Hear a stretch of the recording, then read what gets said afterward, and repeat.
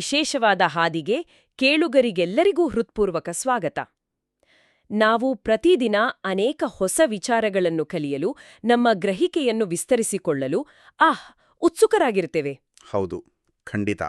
ಇಂದಿನ ಈ ಚರ್ಚೆ ಅಂತಹ ಒಂದು ವಿಶಿಷ್ಟವಾದ ಆಳವಾದ ವಿಷಯದ ಮೇಲಿದೆ. ಇಂದಿನ ನಮ್ಮ ಪ್ರಧಾನ ವಿಷಯ ಏನಪ್ಪಾ ಅಂದ್ರೆ ಗಾಯತ್ರಿ ಮಂತ್ರ ಹಾಗೂ ವ್ಯಕ್ತಿತ್ವ ವಿಕಾಸನ. ಸಾಮಾನ್ಯವಾಗಿ ಗಾಯತ್ರಿ ಮಂತ್ರವನ್ನು ಒಂದು ನಿರ್ದಿಷ್ಟ ಧಾರ್ಮಿಕ ಆಚರಣೆ ಅಥವಾ ಆ ಪೂಜಾವಿಧಿಗೆ ಮಾತ್ರ ಸೀಮಿತವಾದದ್ದು ಅಂತ ನಾವೆಲ್ಲರೂ ಭಾವಿಸ್ತೇವೆ ಅಲ್ವಾ? ನಿಜ, ಹೆಚ್ಚಿನವರ ಕಲ್ಪನೆ ಅದೇ ಆಗಿದೆ. ಆದರೆ ಈ ಸಂಚಿಕೆಯಲ್ಲಿ ನಾವು ಸಂಪೂರ್ಣವಾಗಿ ವಿಭಿನ್ನವಾದ ದೃಷ್ಟಿಕೋನವನ್ನು ಅನ್ವೇಷಿಸಲಿದ್ದೇವೆ. ಇದೇ ಮಂತ್ರವನ್ನು ಮಾನವನ ಸರ್ವತೋಮುಖ ಅಭಿವೃದ್ಧಿಗೆ ಇರುವ ಒಂದು ಪ್ರಬಲ ಸಾಧನವಾಗಿ ಹೇಗೆ ಬಳಸಬಹುದು ಎಂಬುದನ್ನು ನಾವು ವಿಶ್ಲೇಷಿಸಲಿದ್ದೇವೆ. ಖಂಡಿತವಾಗಿಯೂ. ಇಂದಿನ ಈ ಚರ್ಚೆಯ ಎಲ್ಲ ಅದ್ಭುತ ಮಾಹಿತಿಯನ್ನು ಸೌ ಅನಿತಾ ಅರವಿಂದ್ ಸರಾಫ್ ಅವರ ಗಾಯತ್ರಿ ಚೈತನ್ಯದಿಂದ ಆರಿಸಿಕೊಳ್ಳಲಾಗಿದೆ. ಹೌದು, ಅಲ್ಲಿ ಅತ್ಯಂತ ವೈಜ್ಞಾನಿಕವಾಗಿ ಇದನ್ನು ವಿವರಿಸಲಾಗಿದೆ. ಗಾಯತ್ರಿ ಮಂತ್ರದ ಜಪದಿಂದ ಮಾನಸಿಕ, ಬೌದ್ಧಿಕ, ವ್ಯವಹಾರಿಕ ಹಾಗೂ ಸಾಮಾಜಿಕ ಸ್ತರದಲ್ಲಿ ಆಗುವ ಅಸಾಧಾರಣ ಬದಲಾವಣೆಗಳನ್ನು ತಾರ್ಕಿಕ ದೃಷ್ಟಿಕೋನದಿಂದ ಅರ್ಥಮಾಡಿಕೊಳ್ಳುವುದು ಈ ಅಧ್ಯಯನದ ಪ್ರಮುಖ ಉದ್ದೇಶ. ಆರಂಭದಲ್ಲೇ ಒಂದು ಕುತೂಹಲಕಾರಿ ವಿಚಾರವನ್ನು ತೆಗೆದುಕೊಳ್ಳೋಣ. ಗಾಯತ್ರಿ ಚೈತನ್ಯದಲ್ಲಿ ವಿವರಿಸಿರುವಂತೆ ಇದು ಕೇವಲ ಶಬ್ದಗಳ ಜೋಡಣೆಯಲ್ಲ, ಬದಲಾಗಿ ವ್ಯಕ್ತಿತ್ವ ನಿರ್ಮಾಣದ ಮೂಲ ಮಂತ್ರ. ಸರಿಯಾಗಿ ಹೇಳಿದ್ರಿ.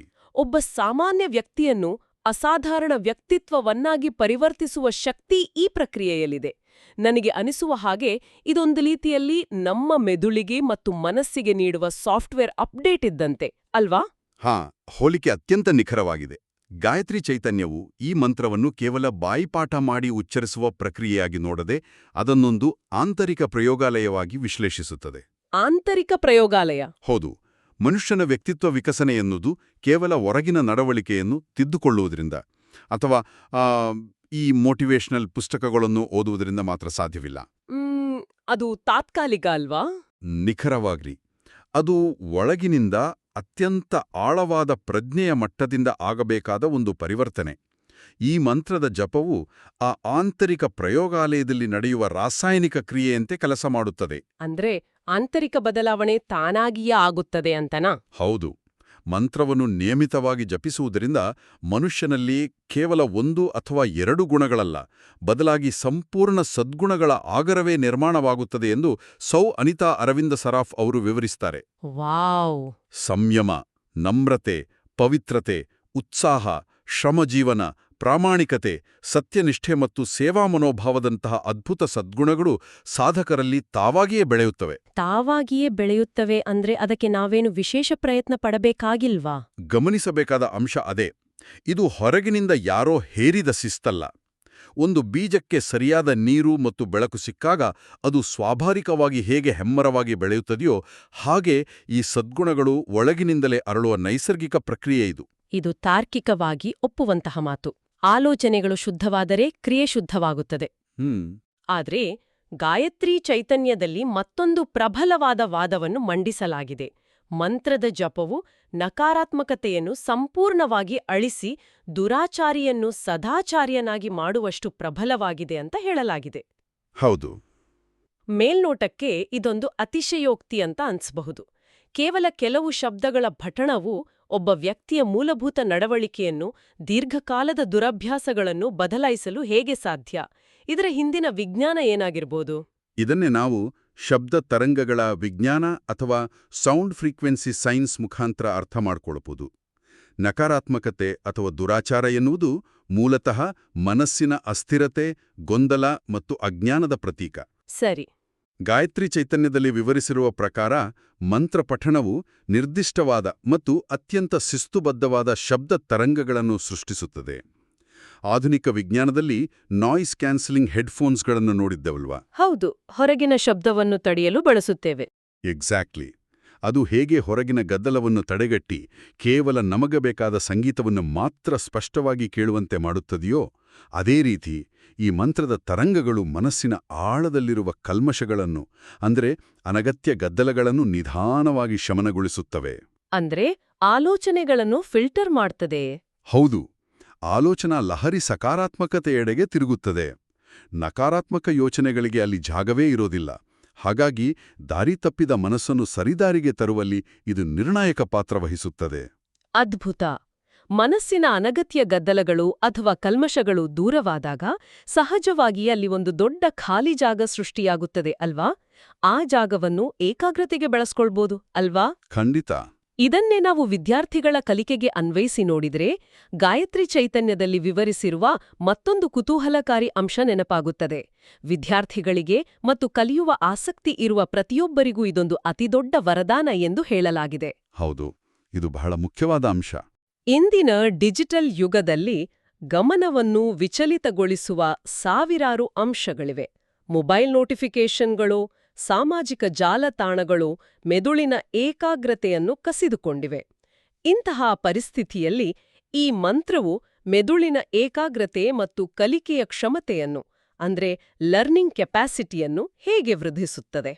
ಆಧುನಿಕ ಯುಗದ ಅತಿ ದೊಡ್ಡ ಸವಾಲೇ ಈ ಅಟೆನ್ಷನ್ ಡೆಫಿಸಿಟ್ ಅಥವಾ ಗಮನದ ಕೊರತೆ. ಗಾಯತ್ರಿ ಮಂತ್ರವು ನೇರವಾಗಿ ಮನುಷ್ಯನ ನರಮಂಡಲದ ಮೇಲೆ ಪ್ರಭಾವ ಬೀರುತ್ತದೆ ಎಂದು ಗಾಯತ್ರಿ ಚೈತನ್ಯದಲ್ಲಿ ಸ್ಪಷ್ಟಪಡಿಸಲಾಗಿದೆ. ನರಮಂಡಲದ ಮೇಲೆ ನೇರ ಪ್ರಭಾವನ ಹೇಗೆ? ಮಂತ್ರವನ್ನು ಉಚ್ಚರಿಸುವಾಗ ಉಸಿರಾಟದ ಒಂದು ನಿರ್ದಿಷ್ಟ ಲಯ ನಿರ್ಮಾಣವಾಗುತ್ತದೆ. ನೀವು ಗಮನಿಸಿ, ಈ ಉಚ್ಚಾರಣೆಯ ಸಮಯದಲ್ಲಿ ನಾವು ದೀರ್ಘವಾಗಿ ಉಸಿರನ್ನು ಒಳತೆಗೆದುಕೊಂಡು ಅಕ್ಷರಗಳನ್ನು ಸ್ಫುಟವಾಗಿ ನುಡಿಯುತ್ತೇವೆ. ಈ ಲಯಬದ್ಧ ಉಸಿರಾಟದಿಂದಾಗಿ ಮೆದುಳಿಗೆ ಹೆಚ್ಚಿನ ಆಮ್ಲಜನಕ ಪೂರೈಕೆಯಾಗುತ್ತದೆ ಮತ್ತು ಶಬ್ದಗಳ ತರಂಗಗಳು ಮೆದುಳಿನ ನರಕೋಶಗಳನ್ನು ಅಂದ್ರೆ ನ್ಯೂರಾನ್ಗಳನ್ನು ನೇರವಾಗಿ ಉತ್ತೇಜಿಸುತ್ತವೆ. ಅಂದ್ರೆ ಫಿಸಿಕಲ್ ಆಗಿಯೂ ಬದಲಾವಣೆಯಾಗುತ್ತೆ. ಹೌದು. ಸೂರ್ಯನ ಕಿರಣಗಳನ್ನು ಒಂದು ಭೂತಗನ್ನಡಿಯ ಮೂಲಕ ಹಾಯಿಸಿದಾಗ ಅದು ಹೇಗೆ ಒಂದೇ ಬಿಂದುವಿನಲ್ಲಿ ಕೇಂದ್ರೀಕೃತವಾಗಿ ಬೆಂಕಿಯನ್ನು ಸೃಷ್ಟಿಸುತ್ತದೆಯೋ ಹಾಗೆ ಮಂತ್ರದ ಪಠನವು ಚದುರಿಹೋಗಿರುವ ಆಲೋಚನೆಗಳನ್ನು ಒಂದೇ ಕಡೆ ಕೇಂದ್ರೀಕರಿಸುತ್ತದೆ. ವಾವ್, ಎಂತಹ ಅದ್ಭುತವಾದ ಹೋಲಿಕೆ! ಇದರಿಂದಾಗಿ ವಿಚಾರಗಳನ್ನು ಬೇಗನೆ ಗ್ರಹಿಸುವ, ದೀರ್ಘಕಾಲ ನೆನಪಿನಲ್ಲಿಟ್ಟುಕೊಳ್ಳುವ ಮತ್ತು ಸೂಕ್ಷ್ಮವಾಗಿ ವಿಶ್ಲೇಷಿಸುವ ಸಾಮರ್ಥ್ಯ ಸ್ವಾಭಾವಿಕವಾಗಿ ಹೆಚ್ಚಾಗುತ್ತದೆ. ಅಂದ್ರೆ ಮೆದುಳಿನ ಹಾರ್ಡ್ವೇರ್ನು ಇನ್ನಷ್ಟು ಚುರುಕುಗೊಳಿಸುವ ಪ್ರಕ್ರಿಯೆ ಇದು. ಆದ್ರೆ ವಿಚಾರಗಳನ್ನು ಕೇವಲ ಗ್ರಹಿಸುವುದು ಅಥವಾ ನೆನಪಿನಲ್ಲಿ ಇಟ್ಟುಕೊಳ್ಳುವುದು ಮಾತ್ರವೇ ಸಾಕಾಗೋದಿಲ್ಲ. ಆ ವಿಚಾರಗಳನ್ನು ಪರಿಣಾಮಕಾರಿಯಾಗಿ ವ್ಯಕ್ತಪಡಿಸುವ ಸಾಮರ್ಥ್ಯವೂ ಅಷ್ಟೇ ಮುಖ್ಯ. ಖಂಡಿತ. ಕಮ್ಯುನಿಕೇಷನ್ ಬಹಳ ಮುಖ್ಯ. ಗಾಯತ್ರಿ ಚೈತನ್ಯದಲ್ಲಿ ವಾಕ್ಚಾತುರ್ಯ ಮತ್ತು ಸಂವಹನ ಕೌಶಲ್ಯದ ಬಗ್ಗೆಯೂ ಮಹತ್ವದ ಉಲ್ಲೇಖವಿದೆ. ಮಂತ್ರಪಠಣದಿಂದ ಉಚ್ಚಾರಣೆ ಸ್ಪಷ್ಟವಾಗುತ್ತದೆ, ವಾಕ್ಚಾತುರ್ಯ ಚುರುಕುಗೊಳ್ಳುತ್ತದೆ ಮತ್ತು ವಾಣಿಯಲ್ಲಿ ಬಲ ಬರುತ್ತದೆ ಎಂದು ಸೌ ಅನೀತಾ ಅರವಿಂದ್ ಸರಾಫ್ ಅವರು ಹೇಳಿದ್ದಾರೆ. ಹೌದು. ಉತ್ತಮ ಸಂವಹನ ಕೌಶಲ್ಯ ಅಂದ್ರೆ ಕೇವಲ ದೊಡ್ಡ ದೊಡ್ಡ ಪದಗಳನ್ನು ಬಳಸೋದಲ್ಲ, ಅದರಲ್ಲಿ ಸ್ಪಷ್ಟತೆ ಇರಬೇಕು. ಈ ಮಂತ್ರವು ಆ ಸ್ಪಷ್ಟತೆಯನ್ನು ಹೇಗೆ ತಂದುಕೊಡುತ್ತದೆ? ಸಂವಹನ ಕೌಶಲ್ಯ ಎನ್ನುವುದು ಭಾಷಾಜ್ಞಾನಕ್ಕಿಂತ ಹೆಚ್ಚಾಗಿ ವ್ಯಕ್ತಿಯ ಆಂತರಿಕ ಸ್ಪಷ್ಟತೆಯ ಮೇಲೆ ನಿಂತಿದೆ. ಗಾಯತ್ರಿ ಮಂತ್ರದ ಉಚ್ಚಾರಣೆಯು ಭೌತಿಕವಾಗಿ ನಾಲಿಗೆ, ಗಂಟಲು ಮತ್ತು ಶ್ವಾಸಕೋಶಗಳಿಗೆ ಒಂದು ಅತ್ಯುತ್ತಮವಾದ ವ್ಯಾಯಾಮವನ್ನು ನೀಡುತ್ತದೆ. ಇದು ಸ್ವರಪೆಟ್ಟಿಗೆಯನ್ನು ಬಲಪಡಿಸುತ್ತದೆ. ಆದರೆ ಇದರ ನಿಜವಾದ ಶಕ್ತಿ ಇರುವುದು ಮಾನಸಿಕ ಮಟ್ಟದಲ್ಲಿ. ಆಂತರಿಕವಾಗಿ ಗೊಂದಲಗಳಿಲ್ಲದ, ಭಯವಿಲ್ಲದ ವ್ಯಕ್ತಿಯ ಮಾತು ಯಾವಾಗಲೂ ಸ್ಪಷ್ಟವಾಗಿ ಮತ್ತು ಪ್ರಭಾವಶಾಲಿಯಾಗಿ ಇರುತ್ತದೆ. ಖಂಡಿತ. ಗಾಯತ್ರಿ ಚೈತನ್ಯದಲ್ಲಿ ವಿವರಿಸಿರುವಂತೆ ಸಾಧಕರ ವಾಣಿಯಲ್ಲಿ ಒಂದು ಅಗೋಚರವಾದ ಬಲ ಬರುತ್ತದೆ. ಅವರು ಮಾತನಾಡುವಾಗ ಕೇಳುಗರು ಆಕರ್ಷಿತರಾಗುತ್ತಾರೆ, ಏಕೆಂದರೆ ಆ ಮಾತಿನಲ್ಲಿ ಸತ್ಯ ಮತ್ತು ಆಂತರಿಕ ಶಕ್ತಿಯ ಪ್ರತಿಧ್ವನಿ ಇರುತ್ತದೆ. ಇದು ಸಂವಹನಕ್ಕೆ ಬಹಳ ಮುಖ್ಯ. ಇದರ ಜೊತೆಗೆ ನಿರ್ಣಯ ತೆಗೆದುಕೊಳ್ಳುವ ಸಾಮರ್ಥ್ಯ ಅಂದ್ರೆ ಡೆಸಿಷನ್ ಮೇಕಿಂಗ್ ಸ್ಕಿಲ್ ಕೂಡ ಅಭಿವೃದ್ಧಿಯಾಗ್ತದೆ. ಆಲೋಚನೆಗಳು ಸ್ಪಷ್ಟವಾದಾಗ ಸಂಕೀರ್ಣವಾದ ಸಂದರ್ಭಗಳಲ್ಲೂ ಗೊಂದಲವಿಲ್ಲದೆ ದಿಟ್ಟ ಮತ್ತು ಸರಿಯಾದ ನಿರ್ಣಯಗಳನ್ನು ತೆಗೆದುಕೊಳ್ಳುವ ಶಕ್ತಿ ತಾನಾಗಿಯೇ ಒಲಿಯುತ್ತದೆ. ವಿಚಾರಗಳ ಸ್ಪಷ್ಟತೆಯೇ ನಿರ್ಣಯ ತೆಗೆದುಕೊಳ್ಳುವ ಸಾಮರ್ಥ್ಯದ ಅಡಿಪಾಯ ಎನ್ನುವುದು ಸಂಪೂರ್ಣ ಲಾಜಿಕಲ್ ಆಗಿದೆ. ಈಗ ನಮ್ಮ ವ್ಯಕ್ತಿತ್ವ ವಿಕಸನದ ಹಾದಿಯಲ್ಲಿ ಎದುರಾಗುವ ಅತಿದೊಡ್ಡ ತಡೆಗೋಡೆಗಳ ಬಗ್ಗೆ ಮಾತನಾಡೋಣ. ಸರಿ. ನಮ್ಗೆ ಹೊರಗಿನ ಸವಾಲುಗಳಿಗಿಂತ ನಮ್ಮೊಳಗಿನ ಸವಾಲುಗಳೇ ಹೆಚ್ಚು ಅಡ್ಡಿಯಾಗ್ತವೆ ಅಲ್ವಾ? ಹೌದು. ಅದನ್ನೇ ನಾವು ಆಂತರಿಕ ಶತ್ರುಗಳು ಅನ್ನುತ್ತೇವೆ. ಹೌದು. ಗಾಯತ್ರಿ ಚೈತನ್ಯದಲ್ಲಿ ಆಂತರಿಕ ಶತ್ರುಗಳ ಸಂಹಾರದ ಬಗ್ಗೆ ಅತ್ಯಂತ ಗಂಭೀರವಾದ ಚರ್ಚೆ ಇದೆ. ಗಾಯತ್ರಿ ಮಂತ್ರವೆಂದರೆ ನಮ್ಮೊಳಗಿನ ಶತ್ರುಗಳ ವಿರುದ್ಧ ಹೋರಾಡಲು ಪ್ರತಿನಿತ್ಯ ಬಳಸಬೇಕಾದ ಅಸ್ತ್ರ ಎಂದು ಹೇಳಲಾಗಿದೆ. ಅಲ್ಲಿ 9 ವಿಧದ ಆಂತರಿಕ ವೈರಿಗಳನ್ನು ಪಟ್ಟಿ ಮಾಡಲಾಗಿದೆ. ಕಾಮ, ಕ್ರೋಧ, ಲೋಭ, ಮೋಹ, ಮದ, ಮಾತ್ಸರ್ಯ, ಅಹಂಕಾರ, ಮಮಕಾರ ಮತ್ತು ಸಂಶಯ. ಇವುಗಳಲ್ಲಿ ಅಹಂಕಾರವನ್ನು ಅತೀ ದೊಡ್ಡ ಮಹಾವೈರಿ ಎಂದು ಗುರುತಿಸಲಾಗಿದೆ. ನಿಜ. ಅಹಂಕಾರ ಎನ್ನುವುದು ನಾವೇ ಕಟ್ಟಿಕೊಂಡಿರುವ ಒಂದು ಸುಳ್ಳು ಕೋಟೆ ಇದ್ದಂತೆ. ಆ ಕೋಟೆಯನ್ನು ಈ ಮಂತ್ರ ಹೇಗೆ ಒಡಿತದೆ? ಈ 9 ಆಂತರಿಕ ಶತ್ರುಗಳೇ ಮನುಷ್ಯನ ಪತನಕ್ಕೆ ಮೂಲ ಕಾರಣ ಎಂದು ಸೌ ಅನಿತಾ ಅರವಿಂದ್ ಸರಾಫ್ ಅವರು ಅತ್ಯಂತ ಎಚ್ಚರಿಕೆಯಿಂದ ವಿಶ್ಲೇಷಿಸಿದ್ದಾರೆ. ನೀವು ಹೇಳಿದಂತೆ ಅಹಂಕಾರ ಎನ್ನುವುದು ಈ ಎಲ್ಲ ಶತ್ರುಗಳ ನಾಯಕ. ಅಹಂಕಾರವೇ ನಾಯಕ. ಹೌದು. ಅಹಂಕಾರವು ಮನುಷ್ಯನನ್ನು ಸತ್ಯದಿಂದ ದೂರವಿಡುತ್ತದೆ, ಇತರರಿಂದ ಬೇರ್ಪಡಿಸುತ್ತದೆ ಮತ್ತು ತಾನೇ ಸರ್ವಸ್ವ ಎಂಬ ಭ್ರಮೆಯನ್ನು ಹುಟ್ಟುಹಾಕುತ್ತದೆ. ಅಹಂಕಾರವಿರುವ ಕಡೆ ಹೊಸ ವಿಚಾರಗಳನ್ನು ಕಲಿಯುವ ಮುಕ್ತತೆ ಇರುವುದಿಲ್ಲ. ಮುಕ್ತ ಮನಸ್ಸು ಇರುವುದಿಲ್ಲ. ಗಾಯತ್ರಿ ಚೈತನ್ಯವು ವಿವರಿಸುವಂತೆ ಗಾಯತ್ರಿ ಮಂತ್ರದ ಮೂಲ ಆಶಯವೇ ಆ ಪರಮ ಚೈತನ್ಯದ ಮುಂದೆ ಸಂಪೂರ್ಣವಾಗಿ ಶರಣಾಗುವುದು ಮತ್ತು ಆ ಚೈತನ್ಯವೇ ನಮ್ಮ ಬುದ್ಧಿಯನ್ನು ಪ್ರೇರೇಪಿಸಲಿ, ಸರಿದಾರಿಯಲ್ಲಿ ಮುನ್ನಡೆಸಲಿ ಎಂದು ಪ್ರಾರ್ಥಿಸುವುದು. ಅಂದರೆ ಶರಣಾಗತಿಯ ಭಾವ. ಹೌದು. ನಮ್ಮ ಬುದ್ಧಿಗಿಂತ ದೊಡ್ಡದಾದ ಒಂದು ಶಕ್ತಿ ಇದೆ ಎಂದು ಒಪ್ಪಿಕೊಳ್ಳುವುದು. ಯಾವಾಗ ಮನುಷ್ಯನು ಈ ವಿಶ್ವರೂಪಿ ಶಕ್ತಿಗೆ ಶರಣಾಗುತ್ತಾನೋ ಆಗ ಆತನ ಅಹಂಕಾರವೆಂಬ ಮಂಜುಗಡ್ಡೆ ಕರಗಲು ಪ್ರಾರಂಭವಾಗುತ್ತದೆ. ವಾವ್! ಕಂಪ್ಯೂಟರ್ಗೆ ಅಟ್ಯಾಕ್ ಮಾಡುವ ವೈರಸ್ನಂತೆ ಇರುವ ಅಹಂಕಾರವನ್ನು ಈ ಶರಣಾಗತಿ ಎಂಬ ಆಂಟಿವೈರಸ್ ನಾಶಪಡಿಸುತ್ತದೆ. ಅಹಂಕಾರ ನಶಿಸಿದಾಗ ಕ್ರೋಧ, ಲೋಭ, ಮಾತ್ಸರ್ಯದಂತಹ ಇತರ ವೈರಿಗಳು ಬೇರಿಲ್ಲದ ಮರದಂತೆ ತಾವಾಗಿಯೇ ಬಿದ್ದು ಹೋಗ್ತವೆ. ನಮ್ಮೊಳಗಿನ ಅಂಧಕಾರವನ್ನು ಓಡಿಸಲು ಜ್ಞಾನದ ದೀಪವನ್ನು ಹಚ್ಚಿದಂತೆ. ಇದರ ಜೊತೆಗೆ ಗಾಯತ್ರಿ ಚೈತನ್ಯದಲ್ಲಿ ಇನ್ನೊಂದು ಪ್ರಮುಖ ವಿಚಾರವನ್ನು ಹಂಚಿಕೊಳ್ಳಲಾಗಿದೆ. ಅಹಂಕಾರ ಅಳಿದ ಮೇಲೆ ಆತ್ಮವಿಶ್ವಾಸ ಬೆಳೆಯುತ್ತದೆ ಮತ್ತು ಸಾಧಕನೊಳಗಿನ ಹೇಡಿತನ, ಭಯ ಹಾಗೂ ದುಸ್ವಪ್ನಗಳು ನಾಶವಾಗುತ್ತವೆ ಅಂತ. ಭಯ ಎನ್ನುವುದು ಮನುಷ್ಯನನ್ನು ಒಳಗಿನಿಂದಲೇ ಕೊಲ್ಲುವ ಒಂದು ರೋಗ. ನಾವು ಏನನ್ನಾದ್ರೂ ಕಳೆದುಕೊಳ್ಳುತ್ತೇವೆ ಎಂಬ ಅಭದ್ರತೆಯಿಂದಲೇ ಭಯ ಹುಟ್ಟುವುದು. ಈ ಅಭದ್ರತೆಯನ್ನು ತೊಡೆದುಹಾಕಿ ಮಾನಸಿಕ ಶಾಂತಿಯನ್ನು ತರುವಲ್ಲಿ ಮಂತ್ರದ ಪಾತ್ರವೇನು? ಕತ್ತಲಲ್ಲಿರುವಾಗ ನಮಗೆ ಭಯವಾಗುವುದು ಸಹಜ, ಏಕೆಂದರೆ ಅಲ್ಲಿ ನಮಗೆ ಏನೂ ಸ್ಪಷ್ಟವಾಗಿ ಕಾಣುವುದಿಲ್ಲ. ಆದರೆ ಬೆಳಕು ಮೂಡಿದ ತಕ್ಷಣ ಆ ಭಯ ತಾನಾಗಿಯೇ ಮಾಯವಾಗುತ್ತದೆ. ಗಾಯತ್ರಿ ಚೈತನ್ಯದಲ್ಲಿ ಉಲ್ಲೇಖಿಸಿರುವಂತೆ ಗಾಯತ್ರಿ ಮಂತ್ರವು ಸಾಧಕನ ಪಾಲಿಗೆ ಅಭೇದ್ಯವಾದ ದುರ್ಗವಾಗಿ, ಅಂದ್ರೆ ರಕ್ಷಣಾ ಕವಚವಾಗಿ ನಿಲ್ಲುತ್ತದೆ. ರಕ್ಷಣಾ ಕವಚ. ಹೌದು.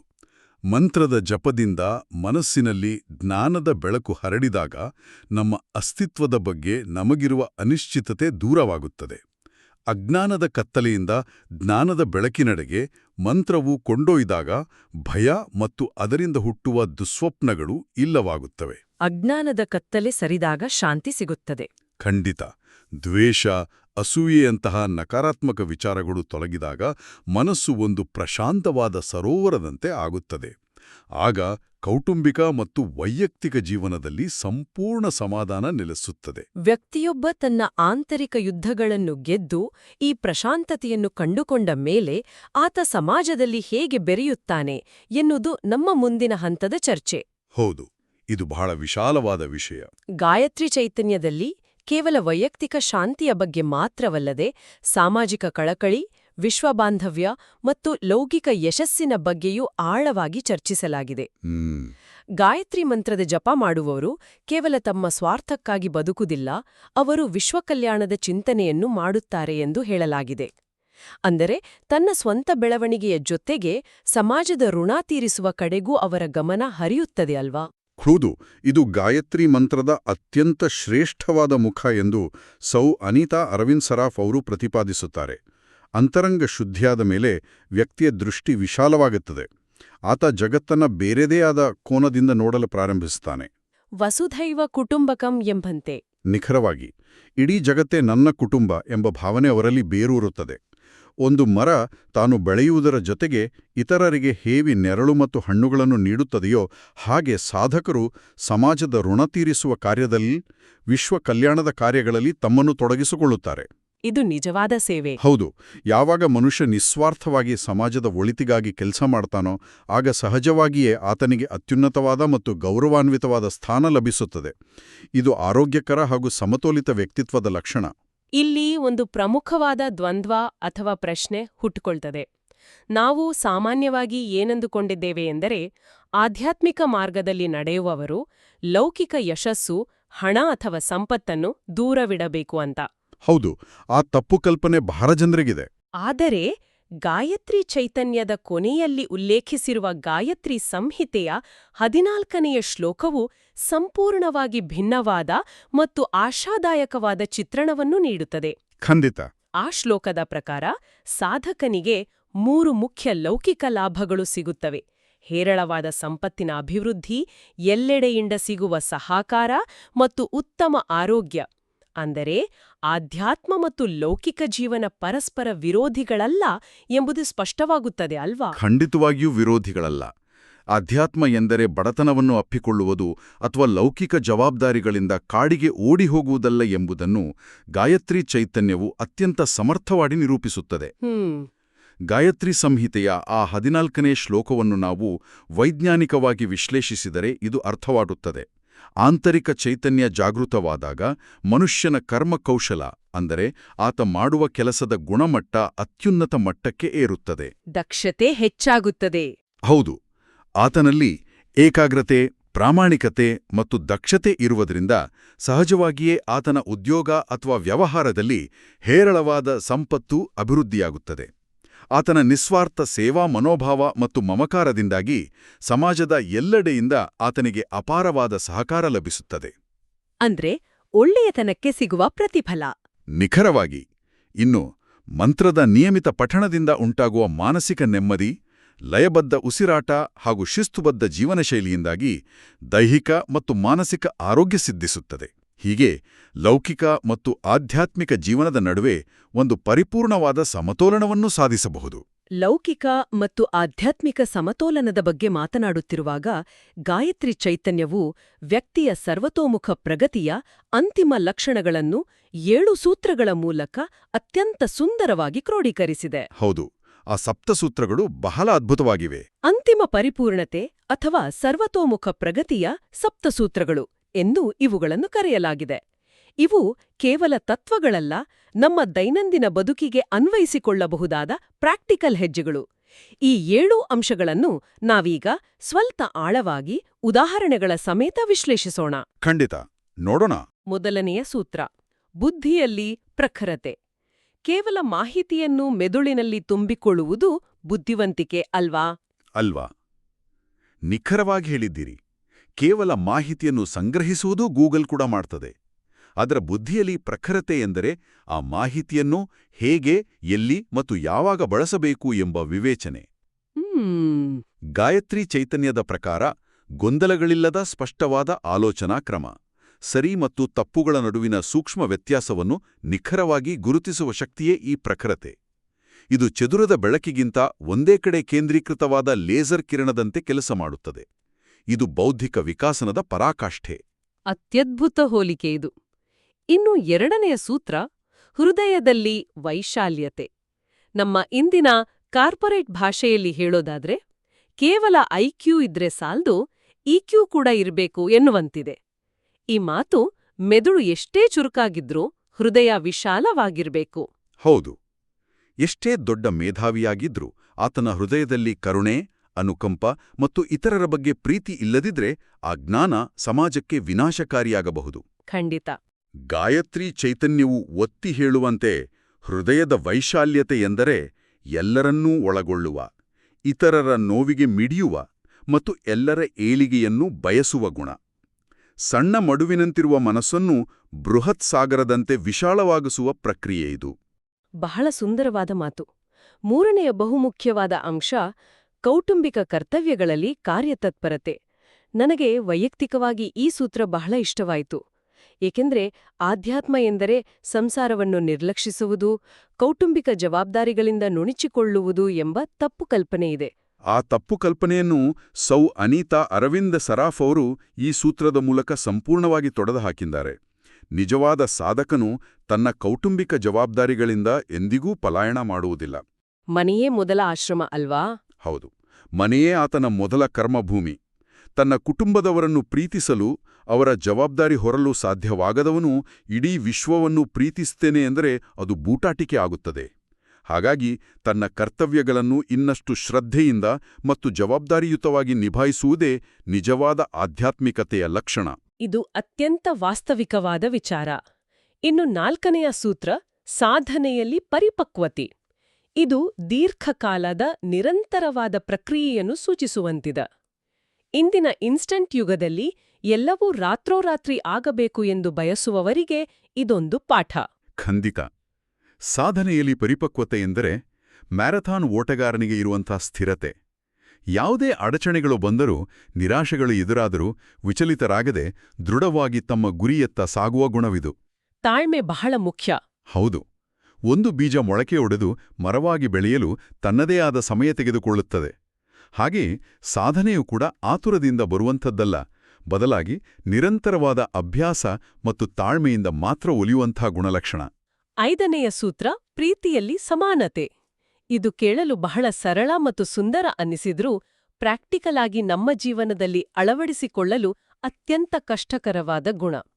ಏಕೆಂದರೆ ನಾವು ಸಹಜವಾಗಿ ನಮ್ಮವರು ಪರರು ಎಂದು ಭೇದಭಾವ ಮಾಡುತ್ತೇವೆ. ಆ ಭೇದಭಾವವನ್ನು ಅಳಿಸುವುದೇ ಈ ಮಂತ್ರದ ಶಕ್ತಿ. ಗಾಯತ್ರಿ ಚೈತನ್ಯದಲ್ಲಿ ವಿವರಿಸಿರುವಂತೆ ಪ್ರೀತಿಯಲ್ಲಿ ಸಮಾನತೆ ಎಂದರೆ ಸೂರ್ಯನ ಬೆಳಕಿನಂತೆ. ಸೂರ್ಯನು ಅರಮನೆಗೂ ಒಂದೇ ರೀತಿ ಬೆಳಕು ಕೊಡುತ್ತಾನೆ, ಗುಡಿಸಲಿಗೂ ಒಂದೇ ರೀತಿ ಬೆಳಕು ಕೊಡುತ್ತಾನೆ. ವಾವ್, ಅದ್ಭುತ ದೃಷ್ಟಾಂತ. ಬಡವರು, ಶ್ರೀಮಂತರು, ನಮ್ಮವರು, ಪರರು ಎಂಬ ಭೇದಭಾವವಿಲ್ಲದೆ ಇಡೀ ಜೀವಸಂಕುಲದೊಳಗೆ ಹರಿಯುತ್ತಿರುವ ಒಂದೇ ಚೈತನ್ಯವನ್ನು ಗುರುತಿಸಿ ಎಲ್ಲರ ಮೇಲೂ ಸಮಾನವಾದ ಕರುಣೆಯನ್ನು ತೋರೋದು ಭೌತಿಕ ಮಿತಿಗಳನ್ನು ದಾಟಿದವರಿಗೆ ಮಾತ್ರ ಸಾಧ್ಯ. ಖಂಡಿತ. 6ನೆಯ ಸೂತ್ರ ವ್ಯವಹಾರದಲ್ಲಿ ವಿಶಾಲತೆ. ನಾವು ಆಧ್ಯಾತ್ಮದ ಬಗ್ಗೆ ಮಾತನಾಡುವಾಗ ಬಿಸ್ನೆಸ್ ಅಥವಾ ವ್ಯವಹಾರದ ಪ್ರಸ್ತಾಪ ಬರೋದು ಸ್ವಲ್ಪ ವಿಭಿನ್ನವಾಗಿದೆ. ಇದು ನಮ್ಮ ದೈನಂದಿನ ಲೌಕಿಕ ಜೀವನಕ್ಕೆ, ನಮ್ಮ ಕಚೇರಿಯ ಕೆಲಸಗಳಿಗೆ ನೇರವಾಗಿ ಅನ್ವಯವಾಗುತ್ತದೆ. ಹೌದು. ದೈನಂದಿನ ಬದುಕು ನಡೆಯೋದೇ ವ್ಯವಹಾರದ ಮೇಲೆ ಅಲ್ವಾ? ಗಾಯತ್ರಿ ಚೈತನ್ಯದ ಪ್ರಕಾರ ವ್ಯವಹಾರದಲ್ಲಿ ವಿಶಾಲತೆ ಎಂದರೆ ಕೇವಲ ಲಾಭ ನಷ್ಟದ ಗಣಿತದಲ್ಲಿ ಬಂದಿಯಾಗದಿರುವುದು. ನೈತಿಕತೆಯ ಪ್ರಶ್ನೆ ಬರುತ್ತೆ ಇಲ್ಲಿ. ನಿಖರವಾಗಿ. ಉದಾಹರಣೆಗೆ, ಹೆಚ್ಚಿನ ಲಾಭಕ್ಕಾಗಿ ಗುಣಮಟ್ಟದಲ್ಲಿ ರಾಜಿ ಮಾಡಿಕೊಳ್ಳದೇ ಇರುವುದು, ಗ್ರಾಹಕರಿಗೆ ಮೋಸ ಮಾಡದೇ ಇರುವುದು, ನೈತಿಕತೆ, ಪ್ರಾಮಾಣಿಕತೆ ಮತ್ತು ಪರಸ್ಪರ ನಂಬಿಕೆಯ ಆಧಾರದ ಮೇಲೆ ವ್ಯವಹಾರ ಮಾಡುವುದು, ಹಣಕ್ಕಿಂತ ವಿಶ್ವಾಸಾರ್ಹತೆ ಅತಿದೊಡ್ಡ ಸಂಪತ್ತು ಎಂಬುದನ್ನು ಅರಿತು ನಡೆಯುವುದೇ ವ್ಯವಹಾರದಲ್ಲಿ ವಿಶಾಲತೆ. ಇದು ವೃತ್ತಿಪರ ಜಗತ್ತಿಗೆ ಅತ್ಯಗತ್ಯವಾದ ಪಾಠ. ಮತ್ತು ಅಂತಿಮವಾಗಿ 7ನೇ ಸೂತ್ರ ಆಧ್ಯಾತ್ಮಿಕತೆಯಲ್ಲಿ ಉತ್ತೀರ್ಣತೆ. ಎಲ್ಲಾ ಹಂತಗಳನ್ನು ದಾಟಿ ಬಂದ ನಂತರದ ಅಂತಿಮ ಗುರಿ ಒಂದು ರೀತಿಯಲ್ಲಿ ಗ್ರ್ಯಾಜುಯೇಷನ್ ಇದ್ದಂತೆ. ಸರಿಯಾಗಿ ಹೇಳಿದ್ದೀರಿ. ಆಧ್ಯಾತ್ಮಿಕತೆಯಲ್ಲಿ ಉತ್ತೀರ್ಣತೆ ಎಂದರೆ ಅಂತರಂಗ ಮತ್ತು ಬಹಿರಂಗಗಳೆರಡರಲ್ಲೂ ಸಂಪೂರ್ಣವಾಗಿ ಪರಿಶುದ್ಧ ಹಾಗೂ ಪರಿಪೂರ್ಣನಾಗುವುದು. ಒಂದು ಸಣ್ಣ ನೀರಿನ ಹನಿ ಬೃಹತ್ ಸಾಗರವನ್ನು ಸೇರಿ ತಾನೇ ಸಾಗರವಾಗುವಂತೆ, ತಾನು ಯಾರು, ಈ ಬ್ರಹ್ಮಾಂಡದ ಸೃಷ್ಟಿಯ ಹಿಂದಿನ ಉದ್ದೇಶವೇನು ಎಂಬುದನ್ನು ಅರಿತು ತನ್ನ ಅಹಂಕಾರವನ್ನು ಸಂಪೂರ್ಣವಾಗಿ ಕರಗಿಸಿ ಆ ಪರಮ ಚೈತನ್ಯದೊಂದಿಗೆ ಒಂದಾಗುವ ಅಂತಿಮ ಘಟವೇ ಈ ಉತ್ತೀರ್ಣತೆ. ವಾವ್! ಈ 7 ಸೂತ್ರಗಳು ಮನುಷ್ಯನ ವ್ಯಕ್ತಿತ್ವವನ್ನು ಹೇಗೆ ಹಂತ ಹಂತವಾಗಿ ಅರಳಿಸುತ್ತವೆ ಎಂಬುದನ್ನು ಗಾಯತ್ರಿ ಚೈತನ್ಯದಲ್ಲಿ ಕಟ್ಟಿಕೊಟ್ಟಿರುವ ಪರಿ ನಿಜಕ್ಕೂ ಅದ್ಭುತವಾಗಿದೆ.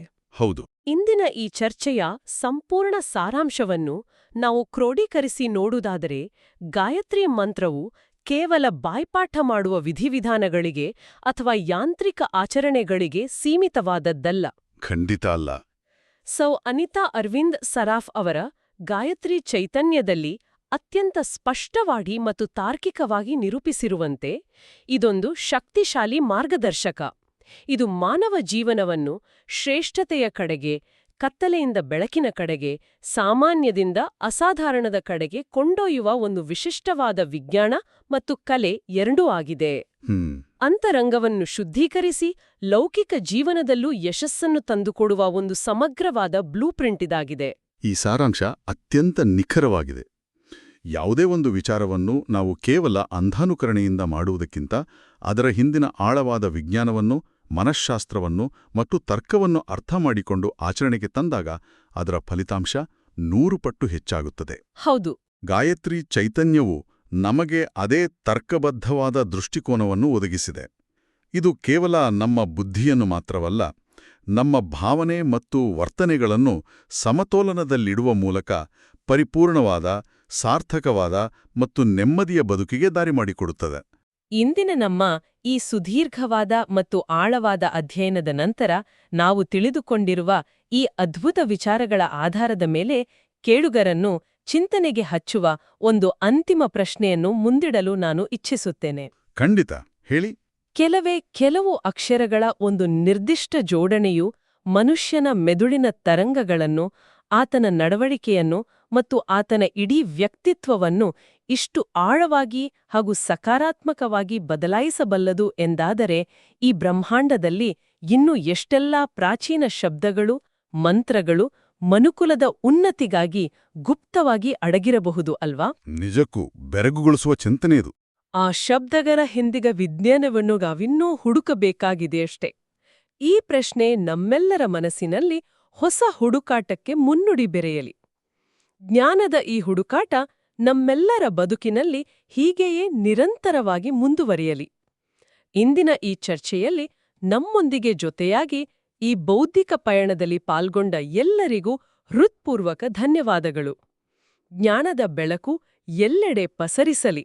ಶುಭವಾಗಲಿ.